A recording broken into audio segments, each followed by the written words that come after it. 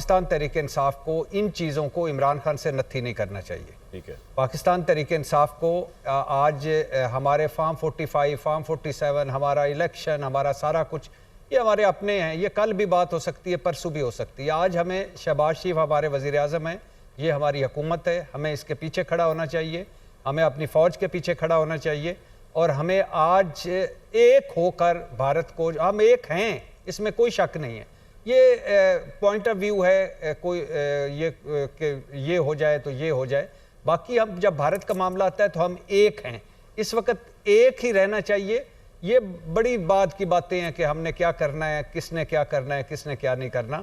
आज पाकिस्तान है तो हम सब हैं। पाकिस्तान सारों से बड़ा है और पाकिस्तान के लिए एक होना पड़ेगा और एक हैं हम और एक रहेंगे। बिल्कुल ठीक। बैरिस्टर साहब, आपने कोई भट्टी साहब के लिए नारा लगा दें। किसके लिए? भट्टी साहब के लिए। भट्टी साहब नारा लगाए, जिंदाबाद भट्टी साहब जिंदाबाद। हम तो हमेशा लगाते रहे, आज आप कामरान साहब, मुझे तो आज भट्टी साहब की बातें तो it's music to my ears. थोड़ी देर भट्टी साहब जिंदाबाद जी, मैं कहता हूं शायद भट्टी साहब देखिए जिंदाबाद, ना, जिस तरह उन्होंने कौमी जबरदस्त बात यकजहती की कितनी है। पैदा हो चुकी है। फैसल साहब सिंगल आउट हो गए आज।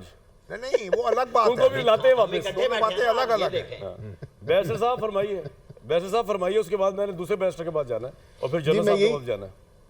जी मैं यही कह रहा था, it's music to my ears. और ये अगर यगानगत या जो एक इत्तेहाद है, जो एक जॉइंट फ्रंट हमें प्रेजेंट करना है इन हालात में, तो बिल्कुल मेरे ख्याल से इसमें सियासत नहीं होनी चाहिए। चले फैसल भाई, आज तो आज भी शहबाज शरीफ साहब मियां मोहम्मद शहबाज शरीफ साहब जो है वो इस कौम के वजीर आजम है और हमें उनके पीछे खड़ा होना चाहिए। पीछे खड़े हो जाए यार, बिल्कुल फैसल भाई, पीछे खड़े हो जाए। कर लिया है, जब उनको लीडर तस्लीम कर लिया है तो फिर उनके पीछे नींद मिले और फिर अल्लाह अकबर करें और बिल्कुल नहीं, फिर अल्लाह अकबर करे, उनके पीछे नीत ली है तो फिर ये प्री कंडीशन चौधरी साहब अल्लाह अकबर कहे शहबाज शरीफ के पीछे साहब के करें, आप प्री कंडीशन ना रखें यार।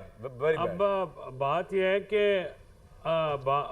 यह है कि अकील भी इस मौके को अपने सियासी फायदे के लिए ना इस्तेमाल करें।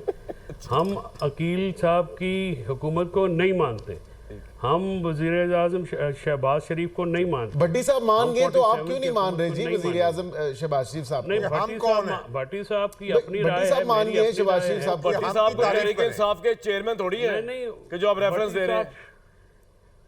जी फैसल भाई कंप्लीट करें। नहीं, फैसल भाई से पूछा ये किस पार्टी में है। इजाजत दे दो जी, मैं भी कोई गल कर लूँगा जी, मैंने बुलाई लिया है। सर फैसल भाई बोले। फैसल साहब अच्छा, कह रहे हैं मुझे बात नहीं मैं गुजारिश ये कर रहा हूँ कि हम पाकिस्तान के साथ हैं, हम पाकिस्तान के दिफा के लिए अपनी अफवाज के बिल्कुल साथ हैं। लेकिन अगर इस आड़ में ये हुकूमत समझती है कि हम इनको लेजिटिमाइज तस्लीम करेंगे, हम इलेक्शन रिगिंग को जो है वो जाने देंगे, हम अपना फॉर्म 47 का मुकदमा जो है वो करेंगे, हम अपने सियासी लीडर को, हम सियासी रहनुमा को, कारकुनान को, शहीदों को हम भूल जाएंगे, ना हम इनको भूलने देंगे जो कल रात शहीद हुए, ना हम उनको भूलने देंगे। मुझे ये बताइए कि कल रात को जो हमारे 26 शहीद हुए, जिसमें वो हमारा जो बेटा ज़रार है 7 साल का, वो कौम का बेटा है, उसने शहादत दी है।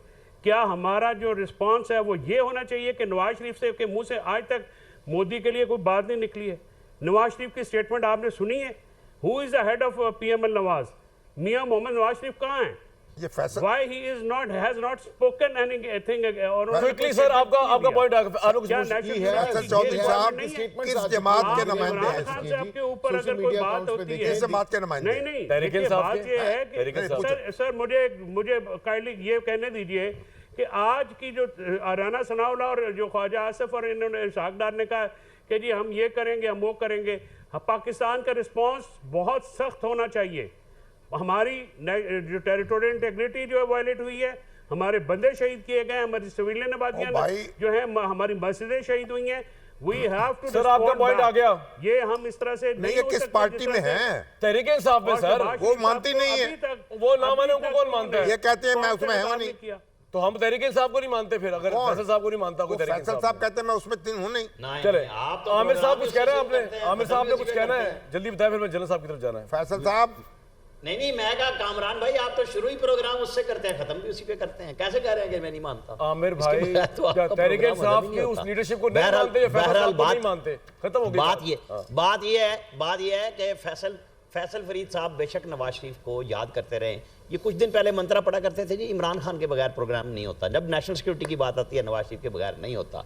ये JF थंडर मैं नवाज शरीफ क्या बोलेंगे वैसे, ये आप बता दें आमिर भाई। और उनको एक मिनट फैसल भाई, अब मेरी बारी है, मुझे बात कर लेने दें। उनको मुशर्रफ उनको मुशर्रफ दौर में हमारी एयरफोर्स ने लंदन में जाके उनको ये क्राफ्ट दिखाया कि जनाब ये आपने तैयार कराया और ये तैयारा अब यहाँ नुमाइश पे आया हुआ, इंटरनेशनल नुमाइश पे।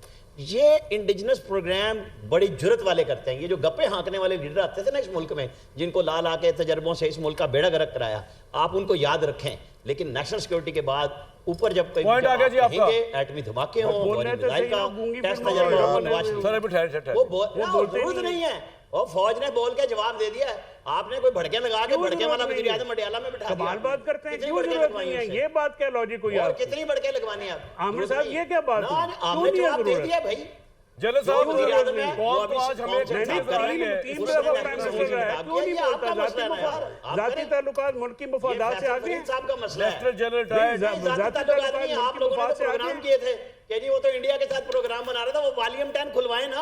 आप वकील हैं, सुप्रीम कोर्ट में जाएं, जनरल साहब उसके अंदर वो सारे साफियों के प्रोग्राम। आपका क्या टेक है सर? आज तक कौन मुतहद है रिगार्डलेस ऑफ पॉलिटिक्स में क्या हो रहा है? इसराइलियन और इंडियन लॉबी से डरते हैं। गुलाम मुस्तफा साहब की बात सुना दें। आए ना मियां नवाज शरीफ दे, गुलाम मुस्तफा साहब की बात भाई वो इंडिया ये तो कोई बात करना है, ये कौन सी आप गुलाम मुस्तफा साहब को मेरी आवाज आ रही है? करना जरूरी है सर।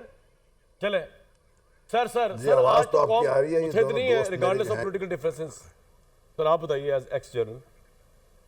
देखिए जी, बिल्कुल मुत्तहद है कौम इस वक्त, और जो अफवाज पाकिस्तान को इस वक्त हिम्मत है और सारा कुछ, ये कौम के इत्तेहाद बहुत क्रिटिकल है इस स्टेज में, क्योंकि जंगें तो कौम लड़ती है ना, फौज नहीं लड़ती।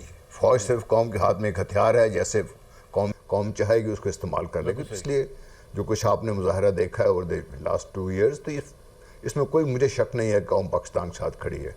बाकी ये दोनों मेरे दोस्त जिस तरीके से लड़ रहे हैं, जज्बा इनका भी काफ़ी है, इनको भी इस्तेमाल किया जा सकता है। Anyway on the lighter side, देखिए पाकिस्तान के पास बहुत बड़ा एक पाकिस्तान के पास चैलेंज है।